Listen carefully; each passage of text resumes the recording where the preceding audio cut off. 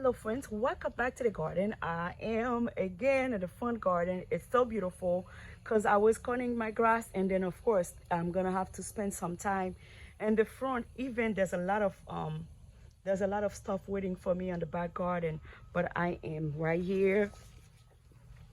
Look at this is gonna be the new baby right here. You see that? Two cutting. I can make, see, there's one right here. That's a salvia. I'm just gonna stick her somewhere in a pot, and then she will be nice. Oh my gosh, look at so many beautiful yellow flowers over here. Whew. My favorite section.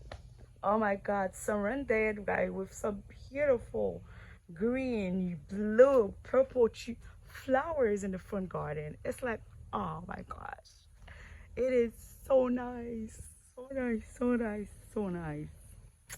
But you know what, it is hot. I just finished cut the grass again. I need to get inside, take a shower, and get ready for me to go to work. It is so beautiful. Oh,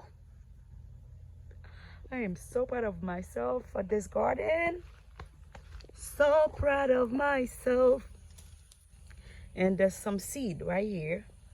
I'm just gonna stock them right here. Oh yes,